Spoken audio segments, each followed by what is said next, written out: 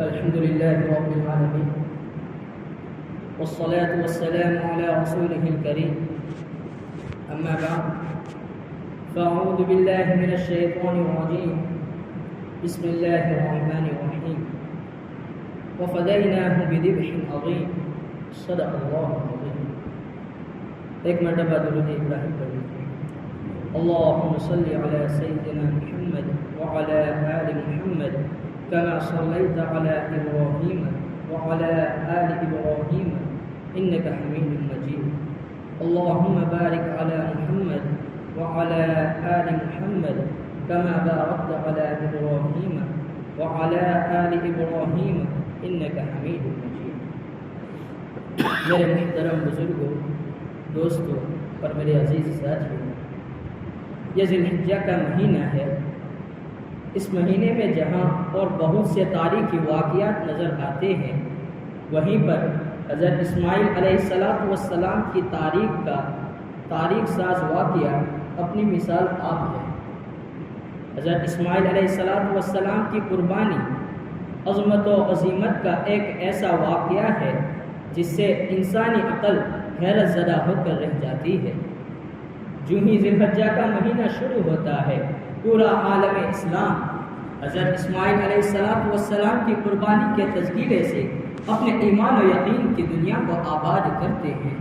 تو آج کے بیان میں آپ حضرات کے سامنے میں بھی حضرت اسماعیل علیہ السلام کی قربانی کے تذکرے اور ان کی حیات طیبہ اور قربانی جیسے اہم موضوع پر بات کروں گا. اللہ تبارک و تعالی مجھے صحیح بات کہنے کی توفیق نصیب فرمائے. محترم بزرگوں، ذرا خدا کی بے نیازی پر غور فرمائے کہ دینے پر آئے تو اپنے دشمنوں اور نافرمانوں کو درجنوں کے درجنے بیٹے عطا فرما دے، اور نہ دے تو اپنے پیارے اور لاڈلے پیغمبر کو جوانی میں ایک اولاد تک عطا نہ کرے. یہی فرق ہے نیاز مند اور بے نیازی میں. حضرت ابراہیم علیہ السلام کی جوانی گزر جاتی ہے، ابھی تک ان کو ایک بیٹا عطا نہیں کیا. کس کو بیٹا نہیں دیا؟ حضرت ابراہیم علیہ السلام کو، کس کی گود اولاد کی نعمت سے محروم تھی؟ سیدہ ہاجرہ کی. خدا کی اپنی مرضی ہے، وہ بے نیاز ہے، اس پر کسی کا زور نہیں چلتا، وہ فعال لما یرید ہے. ایک دن حضرت ابراہیم علیہ السلام موج میں آ گئے اور اللہ تبارک و تعالیٰ سے نہایت عاجزی اور انکساری سے درخواست رکھ دی، سوال کر دیا کہ رب ہب لی من الصالحین، اے میرے پروردگار مجھے نیکوکار بیٹا عطا فرما. میرے پیاروں، بیٹے اور بیٹیاں دینے کا خزانہ اللہ تبارک و تعالیٰ کے پاس ہے. خدا کے پیغمبر بھی اولاد اسی سے مانگتے ہیں. حضرت ابراہیم علیہ السلام نے بیٹا کس سے مانگا؟ صرف اور صرف اللہ تبارک و تعالیٰ سے. کسی نبی سے نہیں مانگا، کسی فرشتے سے نہیں مانگا، کسی قبر سے نہیں مانگا، کسی شجر سے نہیں مانگا، کسی حجر سے نہیں مانگا، کسی پیر سے نہیں مانگا، کسی فقیر سے نہیں مانگا. حضرت ابراہیم علیہ السلام نے بیٹا اللہ تبارک و تعالیٰ سے مانگا. معلوم ہوا کہ اولاد دینے کا خزانہ اللہ تبارک و تعالیٰ کے پاس ہے، اس لیے اولاد اسی سے مانگنی چاہیے. اور جو لوگ خدا کا دروازہ چھوڑ کر غیروں کا دروازہ کھٹکھٹاتے ہیں، غیروں سے اولاد کے طلبگار ہیں، وہ مشرک ہیں اور شرک جلی کا ارتکاب کرتے ہیں، یعنی بڑا شرک کرتے ہیں. بہرحال اللہ تبارک و تعالیٰ بھی موج میں تھے. جو ہی حضرت ابراہیم علیہ السلام نے بیٹے کی درخواست کی، خدا کی طرف سے آواز آتی ہے فبشرناہ بغلام حلیم، تو ہم نے ان کو بردبار بیٹا عطا کیا. محترم حضرات، خدا کی شان دیکھیے کہ ادھر چاند سا بیٹا عطا کیا اور بڑھاپے میں محبت بڑا لختے جگر دیا، تو ساتھ میں امتحان کا پرچہ بھی دے دیا. اب یہ امتحان کا پرچہ کیا ہے؟ کیا بتاؤں، بڑا مشکل پرچہ ہے جس کو ایک پیغمبر ہی حل کر سکتا ہے. خدا کی طرف سے ارشاد ہوتا ہے، اے ابراہیم جاؤ اور اپنے بیوی اور بچے کو ایسے مقام پر چھوڑ آؤ جہاں نہ چرند ہو نہ پرند، نہ مکان ہو نہ آبادی، نہ کھانا ہو نہ پانی، بس ایک بے آب و گیا وادی ہو. اللہ تبارک و تعالیٰ کا حکم سنتے ہی حضرت ابراہیم علیہ السلام، سیدہ ہاجرہ اور حضرت اسماعیل علیہ السلام کو اونٹنی پر سوار کرتے ہیں اور اپنی منزل کی طرف روانہ ہو جاتے ہیں۔ چلتے چلتے جب وہ اس مقام پر پہنچتے ہیں جس کو قرآن کریم نے وادی غیر ذی زرع کے نام سے موسوم کیا ہے، سیدہ ہاجرہ کو اتار کر حضرت اسماعیل علیہ السلام کو ان کی گود میں دے دیتے ہیں۔ پانی کا ایک مشکیزہ اور کھجوروں کے ایک تھیلی ان کے حوالے کر کے نہایت عاجزی و انکساری سے روانہ ہونے لگتے ہیں، نہایت خاموشی سے روانہ ہونے لگتے ہیں۔ سیدہ ہاجرہ اس بے آب و گیاہ وادی میں جہاں دور دور تک کوئی انسان تو درکنار چرند پرند بھی نظر نہیں آتا تھا، حضرت ابراہیم علیہ السلام کو یوں چھوڑ کر جاتے ہوئے دیکھا تو دامن خلیل کو پیچھے سے تھام لیا اور عرض کیا، آپ ہمیں کہاں چھوڑے جا رہے ہیں؟ یہاں نہ کھانا ہے نہ پانی، یہاں میں تنہا کیا کروں گی؟ اس بیٹے کا کیا بنے گا؟ چلو میرا نہیں تو کم از کم اس بیٹے کا سوچ لیتے جس کو بڑھاپے میں خدا سے رو کر مانگا ہے۔ حضرت ابراہیم علیہ السلام اپنی بیوی کی بے بسی اور فریاد کو سن کر فرمایا، اے ہاجرہ، میں تمہیں اور اسماعیل کو اللہ کے حوالے کرتا ہوں، بس اللہ کا نام آنا تھا۔ سیدہ ہاجرہ دامن خلیل کو چھوڑ کر در جلیل کو پکڑ لیتی ہے اور عرض کرتی ہے، اے ابراہیم جاؤ، جو خدا آتش نمرود میں آپ کا کفیل ہو سکتا ہے وہ خدا اس وادی غیر ذی زرع میں بھی میرا کفیل ہوگا۔ عجیب سما تھا، عجیب سناٹا تھا، عجیب امتحان تھا۔ ایک پیغمبر اپنے اکلوتے بیٹے اور بیوی کو چھوڑ کر روانہ ہو گئے۔ دور جا کر پیچھے مڑ کر دیکھا تو سیدہ ہاجرہ اور حضرت اسماعیل علیہ السلام نظر نہیں آ رہے تھے، تو اس وادی میں درد و سوز میں ٹوٹی ہوئی ایسی دعا کی کہ جس کا اثر عرش و فرش پر پھیل گیا۔ حضرت ابراہیم علیہ السلام نہایت گریہ وزاری سے دست بدعا ہوتے ہیں اور عرض کرتے ہیں، ربنا انی اسکنت من ذریتی بواد غیر ذی زرع عند بیتک المحرم، اے ہمارے رب، میں نے اپنی کچھ اولاد کو ایسی وادی میں جہاں کھیتی کا نام و نشان نہیں تیرے محترم گھر کے پاس چھوڑا ہے۔ ربنا لیقیموا الصلاۃ، اے ہمارے رب تاکہ نماز قائم کرے، فاجعل افئدۃ من الناس تہوی الیہم، تو لوگوں کے دلوں کو ایسا کر کہ ان کی طرف مائل ہو، وارزقہم من الثمرات، اور پھلوں کے ذریعے ان کو رزق عطا کر، لعلہم یشکرون، تاکہ شکر گزار ہوں۔ میرے پیاروں، حضرت ابراہیم علیہ السلام اپنے بیوی اور بیٹے کو اللہ کے حوالے کر کے روانہ ہو گئے۔ چند روز تک مشکیزے سے پانی اور ٹھیلی سے کھجوریں کھاتی رہی اور حضرت اسماعیل علیہ السلام کو دودھ پلاتی رہی، لیکن وہ دن بھی آیا کہ نہ پانی رہا نہ کھجوریں۔ تب وہ سخت پریشان ہوئی اور حضرت اسماعیل علیہ السلام کو چھوڑ کر پانی کی تلاش میں نکلی۔ بے چینی کے عالم میں کبھی صفا پر جاتی تھی تو کبھی مروہ پر جاتی تھی، اور حضرت اسماعیل علیہ السلام کو تڑپتے اور بلکتے ہوئے دیکھتی تو دوڑ پڑتی تھی، اسی گھبراہٹ کے عالم میں چکر لگاتی رہی۔ لیکن ماں تو ماں ہوتی ہے۔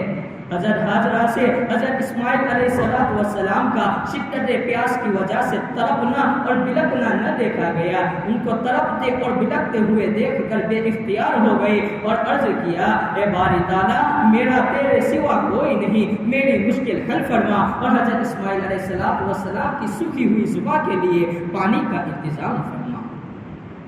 رب حق کو اپنی پاک بندی کے والہانہ دور اور بے کسی اور بے بسی کے عالم میں خدا کے ہاں دست سوال کرنے پر جوش آ گیا۔ اللہ تبارک و تعالیٰ نے جبریل امین سے فرمایا، جاؤ اور مار کر حضرت اسماعیل علیہ السلام کی ایڑیوں سے پانی کا چشمہ جاری کر دو۔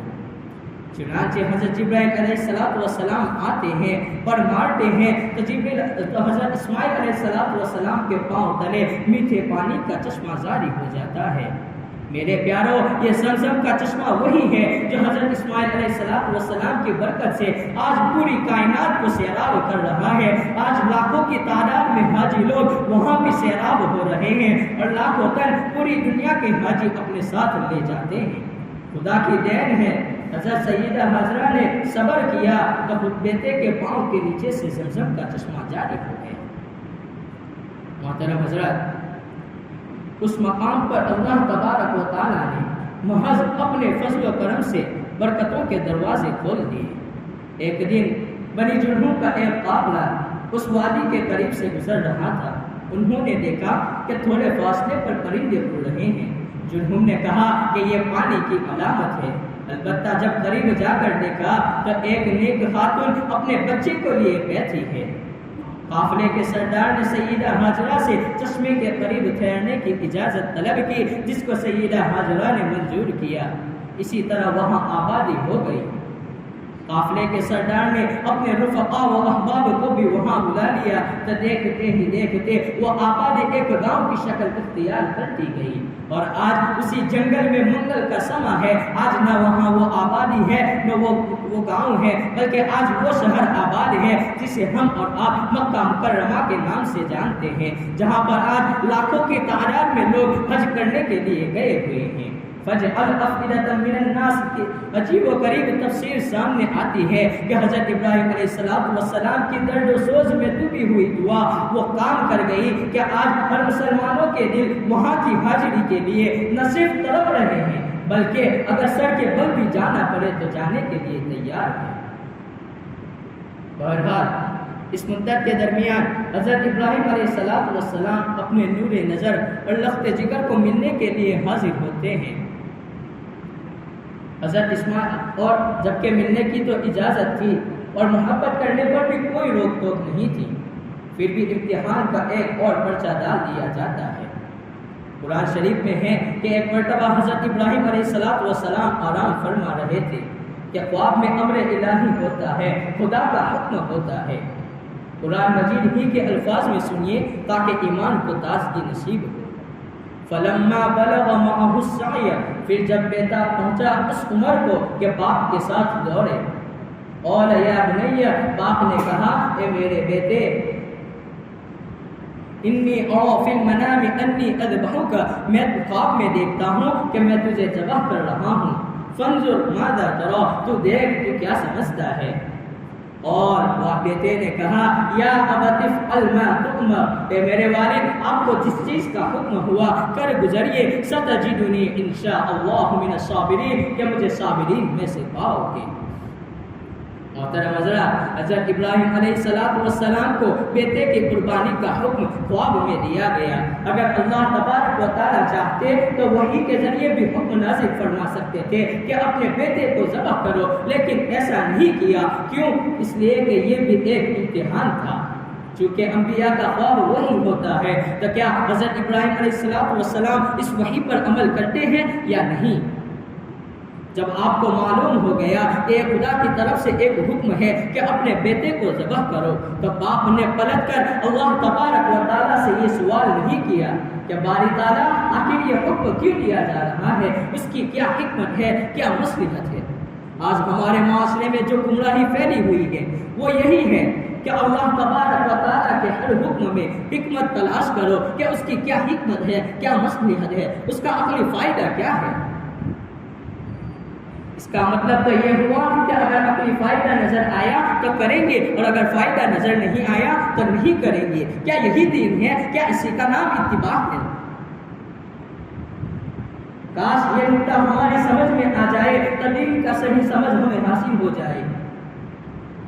دین کا سارا نقطہ یہ ہے کہ دین اتباع کا نام ہے۔ اللہ تبارک و تعالیٰ نے جس چیز کا حکم فرمایا اس پر عمل کرو، اور جس چیز کا حکم نہیں فرمایا اس میں کچھ نہیں۔ سنت اور بدعت کے درمیان یہی فرق ہے کہ سنت باعث اجر و ثواب ہے، اور بدعت کی اللہ تبارک و تعالیٰ کے یہاں کوئی قیمت نہیں۔ لوگ کہتے ہیں کہ ارے بھائی ہم نے تیجیاں کر لیا، 10واں کر لیا، 40واں کر لیا، تو ہم نے کون سا گناہ کا کام کر لیا۔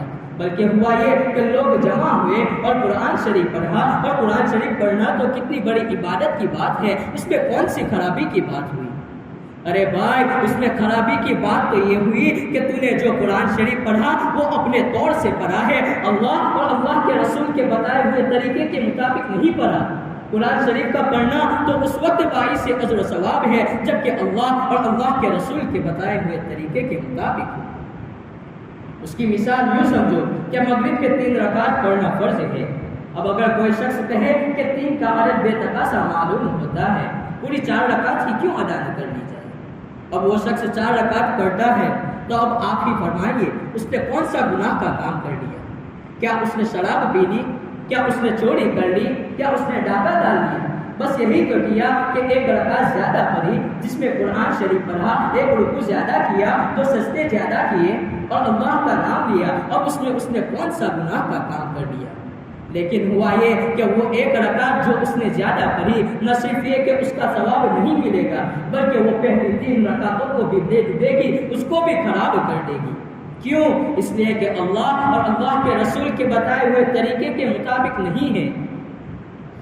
سنت اور بدعت میں یہی فرق ہے کہ جس چیز کا حکم کیا گیا وہ سنت ہے، اور جس چیز کے بارے میں حکم نہیں کیا گیا چاہے وہ دیکھنے میں کتنی ہی بڑی معلوم ہو، اس میں کوئی اجر و ثواب نہیں۔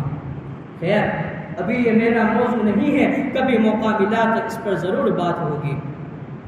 تو بہرحال میں عرض کر رہا تھا کہ حضرت ابراہیم علیہ السلام کو بیٹے کی قربانی کا حکم خواب میں دیا گیا۔ والد نے خواب بیان کیا، بیٹے نے خواب سن کر سمجھ لیا، والد بھی نبی، بیٹا بھی نبی۔ حضرت اسماعیل علیہ السلام سمجھ گئے کہ یہ میرے والد کی اپنی بات نہیں ہے بلکہ اللہ تبارک و تعالیٰ کا حکم ہے، کیونکہ انبیاء کا خواب بھی وہی ہوتا ہے۔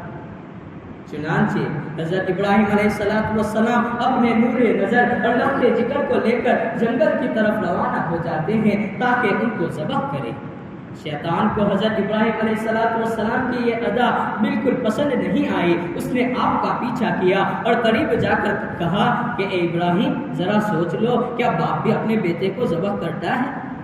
حضرت ابراہیم علیہ السلام سمجھ جاتے ہیں کہ یہ شیطان ہے، ناصح بن کر مجھے اپنے عشق کے امتحان سے روکنے آیا ہے۔ حضرت ابراہیم علیہ السلام اس کے وار کو فوراً اس طرف روکتے ہیں کہ 7 کنکر اٹھا کر اسے مار بھگاتے ہیں۔ شیطان پھر وہی تقریر کرتا ہے تو دوسری مرتبہ بھی اللہ تبارک و تعالیٰ کے فضل و کرم سے حضرت ابراہیم علیہ السلام 7 کنکری مار کر اس کو بھگا دیتے ہیں۔ لیکن یہ شیطان ہے، بھلا اپنے ارادے سے کب باز آ سکتا ہے؟ اس نے پھر رحم کی اپیل کی اور تیسری مرتبہ وہی تقریر کی، لیکن اس بار حضرت ابراہیم علیہ السلام نے اس زور سے کنکری ماری کہ شیطان کی ساری تدبیریں دھڑی کی دھڑی رہ گئی اور وہ ناکام ہو کر لوٹ گیا۔ میرے پیارو، حضرت ابراہیم علیہ السلام حضرت اسماعیل علیہ السلام کو لٹا کر البحقہ کی عملی تفسیر کا نقشہ جما دیتے ہیں۔ خلیل چھری چلاتا ہے، ذبیح گلا پیش کرتا ہے۔ خلیل اللہ زور لگاتے ہیں مگر چھری نہیں چلتی۔ خلیل اللہ کا اپنا زور اور نبوت کا اپنا زور، لیکن جلیل کے زور کے سامنے کسی کا زور نہیں چلتا۔ جب دیر ہو گئی تو حضرت اسماعیل علیہ السلام نے فرمایا، ابا جی ذرا جلدی کرے، کہیں امتحان کا وقت ختم نہ ہو جائے۔ والد نے کہا، بیٹے میں نے اپنی طرف سے پوری کوشش کی لیکن چھری نہیں چلتی۔ بیٹے نے کہا، جب چھری نہیں چلتی تو اسے تیز کر لو۔ جب چھری نہ چلی تو حضرت ابراہیم علیہ السلام نے چھری سے کہا، اے چھری، اگر میں تجھ سے کسی درخت کو کاٹتا تو اس کو ریزہ کر دیتی، کسی جانور کو کاٹتا تو اس کو بوتی کر دیتی، لیکن میں نے اپنے معصوم بیٹے کے گلے پر چلایا تو نے اس کا بال تک بھی کا نہیں کیا۔ چھری کو قوت گویائی ملتی ہے۔ اس نے کہا، اے خلیل، مجھ سے کیوں ناراض ہوتا ہے؟ خلیل چلاتا ہے اور جلیل روکتا ہے، اب تم ہی بتا میں خلیل اللہ کی مانوں یا جلیل کی؟ آواز آتی ہے، فلما اسلما وتلہ للجبین، پھر جب دونوں نے آپس میں رضامندی و تسلیم کو اختیار کر لیا اور اس نے بیٹے کو پیشانی کے بل پچھاڑا، وَنَادَيْنَاهُ أَن يَا إِبْرَاهِيمُ، تو ہم نے اس کو پکارا کہ اے ابراہیم، قد صدقت الرؤیا، کہ تو نے خواب کو سچ کر دکھایا، اِنَّا كَذَلِكَ نَجْزِي الْمُحْسِنِينَ، بے شک ہم اسی طرح نیکوکاروں کو بدلہ دیا کرتے ہیں۔ وَفَدَيْنَاهُ بِذِبْحٍ عَظِيمٍ، اور ہم نے اس کو بڑے ذبح یعنی مینڈے سے بدل دیا۔ وَتَرَكْنَا عَلَيْهِ فِي الْآخِرِينَ سَلَامٌ عَلَىٰ إِبْرَاهِيمَ، اور ہم نے اس کو آنے والی نسلوں کے لیے باقی رکھا تاکہ ابراہیم علیہ السلام پر سلام ہو۔ كَذَلِكَ نَجْزِي الْمُحْسِنِينَ، اسی طرح ہم نیکوکاروں کو بدلہ دیا کرتے ہیں۔ إِنَّهُ مِنْ عِبَادِنَا الْمُؤْمِنِينَ، بے شک یہ ہمارے مومن بندوں میں سے ہیں۔ وَبَشَّرْنَاهُ بِإِسْحَاقَ نَبِيًّا مِّنَ الصَّالِحِينَ، اور ہم نے اسحاق کی خوشخبری دی جو نبی ہوگا اور صالح ہوگا۔ وَبَارَكْنَا عَلَيْهِ وَعَلَىٰ إِسْحَاقَ، اور ہم نے اس پر اور اسحاق پر برکت دی۔ میرے پیارو، ایک وہ پرچہ ہوتا ہے جسے طالب علم مشکل کہتا ہے، اور ایک یہ پرچہ تھا جسے خود ممتحن نے مشکل ترین قرار دیا۔ ان هذا لهو البلاء المبین، یہ بہت بڑا پرچہ تھا، اس سے بڑا اور کیا پرچہ ہوگا کہ گلا بیٹے کا اور چھری باپ کی، وہ بھی اکلوتا بیٹا اور بڑھاپے میں مانگا ہوا، اور اس کے چہرے پر نبوت کے آثار نمایاں، اس کے گلے پر چھری رکھ دینا کوئی آسان کام نہیں تھا، اور اپنے ہاتھوں سے ذبح کرنا۔ اور شو فرش پر حضرت ابراہیم علیہ السلام اور حضرت اسماعیل علیہ السلام کی دھوم مچ گئی، دونوں کا ڈنکا بج گیا، پھر خالق کے کائنات نے ان پر انعامات کی بارش کر دی۔ انا كذلك نجزي المحسنين وفديناه بذبح عظيم وتركنا عليه في الآخرين سلام على إبراهيم إنه من عبادنا المؤمنين وبشرناه بإسحاق نبيا من الصالحين وباركنا عليه وعلى إسحاق۔ یہ 7 اعجاز، یہ 7 انعامات فوری طور پر دیے گئے، بس ان کو جد الانبیاء بنا دیا۔ انی جاعلک للناس اماما، حضور صلی اللہ علیہ وسلم کے درود و سلام میں داخل کر دیا، اور نمازوں میں آپ پر رحمتوں کی دعا داخل کر دی۔ گویا کہ جب تک دنیا باقی رہے گی، حضرت ابراہیم علیہ السلام اور حضرت اسماعیل علیہ السلام کا ڈنکا بجتا رہے گا۔